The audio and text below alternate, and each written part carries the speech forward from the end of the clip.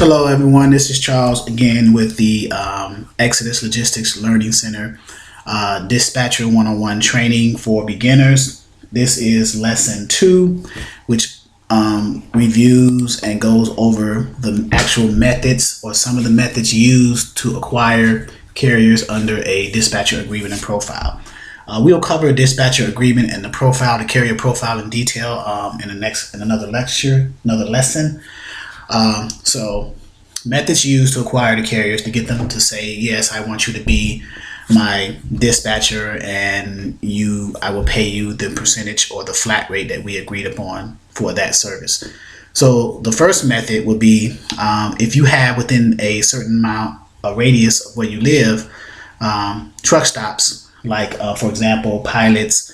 These are names of truck stops: Pilots, TAs, Flying J's, or Loves. You can visit those truck stops, pass out your business cards of your independent freight dispatching business or flyers. And if you want to post anything, I recommend to first get the permission from the management team there before you post on the bulletin boards.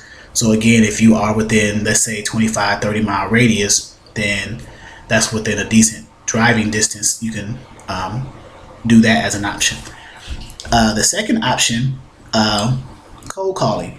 So cold calling is where you call someone for the first time based on how you've gotten their number for whatever resources you use. We have 2 that we use and a third sub resource. The 2 resources that we use are the truck search feature on Trucker's Path and the DAT directory on the DAT load board. And then the sub resource we use is a company snapshot from the Safer website of FMCSA. So I will pull those up now to kind of give you an overview of how they work. So if I go to, let's see here, Trucker's Path, open that up, the Safer website and the Trucker's Edge. So in the load board, Trucker's Path, and if you are fortunate enough to have a login for this, it'll be even more helpful for you. If you are on our platform as an enrolled subscription-based member, then we offer this as one of the load boards that's included in the subscription-based training. But it's not on this online course, but it is on our subscription-based training for those members who are ongoing and need that extra push. So when you first log into Trucker's Path, I'll start with that one first. You got loads. You're going to select truck search link. It takes you to this screen here. And when you get to this screen, it's scrolling down a total of how many carriers are currently logged in, looking to see if they can have a load or listing their truckers available. So as it stands now, there's 106 carriers right now in all states. So this gray box here is how you filter out and select specific criteria. So if you remember from the previous lesson 1, equipment types, the 3 major equipment types that we focus on are, so I'm going to check any to deselect everything, the flatbeds, the vans, and the reefers. And we leave states selected as all states because you increase your likelihood of finding more carriers if you have all states selected. Under safety rating, we have any, satisfactory, conditional, and unsatisfactory. So I'm going to uncheck conditional and just leave satisfactory selected because I want a carrier whose safety rating is all satisfactory as opposed to something conditional or unsatisfactory. You increase the likelihood of finding a load for a carrier whose safety rating is a satisfactory safety rating.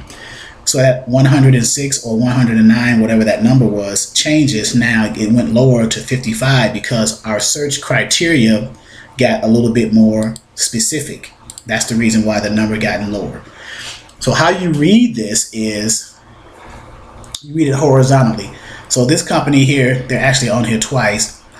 4 minutes ago they posted, that's their company name, this is their equipment type, reefer. The rating is satisfactory. All of them are satisfactory because we chose only a satisfactory rating. So all the companies' ratings are going to be satisfactory. The name of the person, this could be a company driver, this could be the owner of the company, and then a contact number. Now at the end of each one, you'll notice the blue little drop down arrow. So you click that, it opens up more information about that specific company, the name, their MC and DOT number, which is important because this is the number that we use. You have an MC number and a DOT number, which are two unique identifiers for that specific trucking company. The MC number is a number that's an interstate assigned number by the FMCSA. It allows the carrier, the owner, operator, the truck driver to travel across state lines to deliver freight. And then a DOT number means you can operate within the state of your residence. So here's a DOT number. I usually copy that and then go to the Safer website, the company Snapshot, where you can look up a company based off of their DOT number, their MC number, or the name of the company. So in this case, we had DOT. So I'm going to paste that number that I copied into the Safer website and look up more information about them. So this main block here of information is where you get your general information to determine if you want to pursue calling this carrier. This is an extra vetting out process. The reason being is you do not want to call carriers who are assets or under a brokerage. So you got a carrier who's a part of a brokerage, then that's double brokering, because remember, as a dispatcher yourself, you are calling spot market loads that are posted on load boards by brokers. So if you're calling a broker and you represent a carrier who is under a brokerage, that's double brokering. So you don't want to do that. So the entity type is carrier. You want to make sure that entity type just says carrier. They are authorized. Their operating status is they are authorized for property. And then this person has one power unit and two drivers. So it might be a team driving concept here. Team drivers, one truck, two drivers.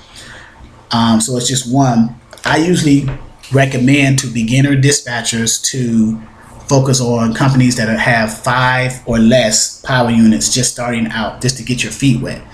So this may be a candidate to call, but you also want to look at the state that they reside in, Idaho, and then their equipment type.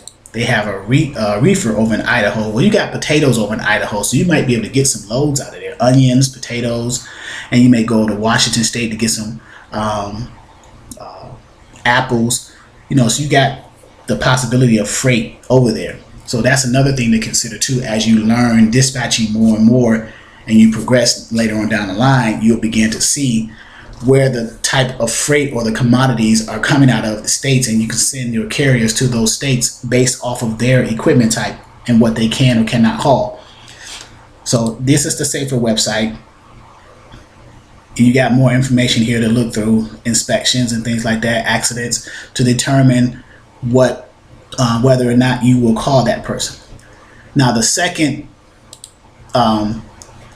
resource that we use under the cold calling subcategory of methods of finding a carrier to put under a dispatcher agreement and a profile is the DAT directory. So I'm going to log into DAT Trucker's Edge and log out of here, and I don't even need Safer anymore. So DAT Truckers, and when you first log in, you get to the load board area, and we'll cover load boards in another lesson. But here, this orange area with the 3 lines, you click that, select Tools, drop down, and then select DAT Directory. If you have a login for the DAT Truckers Edge, this is how you navigate to it. Under the Search Directory tab, you want to hit Research New Business Partners. You get to this screen here. Under here, I will leave the name blank. I'm not looking for a specific trucking company. I'm looking for all trucking companies that I can potentially call to try to dispatch for. So company type, I'm only looking for carriers. And then let's select a city. Let's say Charlotte, as an example, Charlotte, North Carolina.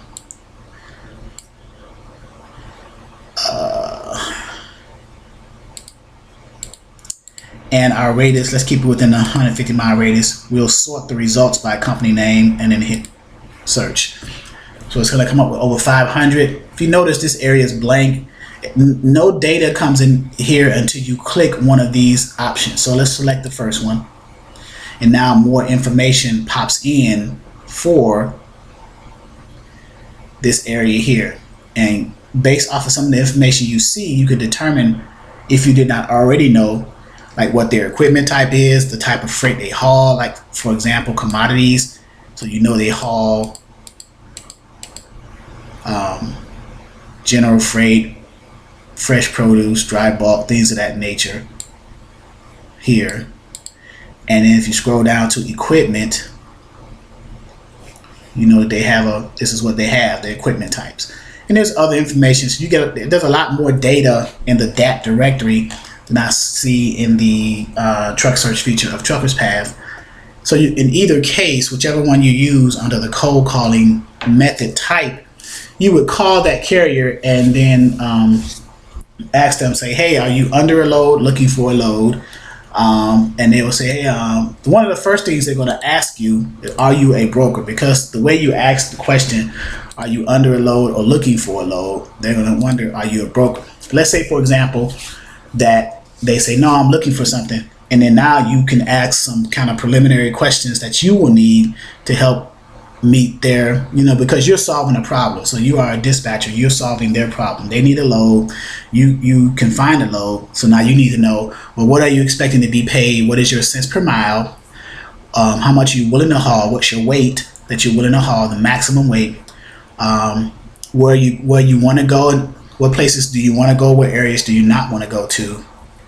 These are some of the preliminary questions. You're kind of setting up a virtual profile prior to even getting them under a dispatcher agreement, because you want to get an idea of who they are and where they want to go and things like that. So when you look for loads, you'll be able to drill down and specifically find that for them. So that's the cold calls area. This is the one that's used the most frequently. The number one is truck stops, but this is the most frequently used because most people just do this at home and they look at the resources, the truck search feature of Truckers Path or the DAT directory, and then they just pick a commodity and an equipment type that they want to call the carrier for, and then start the process there. There are other methods, word of mouth, text scripts, and email campaigns. Email campaigns is kind of the last resort because generally carriers are not replying to emails unless they're in their downtime. Also with the text, they may look at the text messages because sometimes brokers and shippers send text alerts to the carriers. So sometimes they're looking at their phone if they got a break.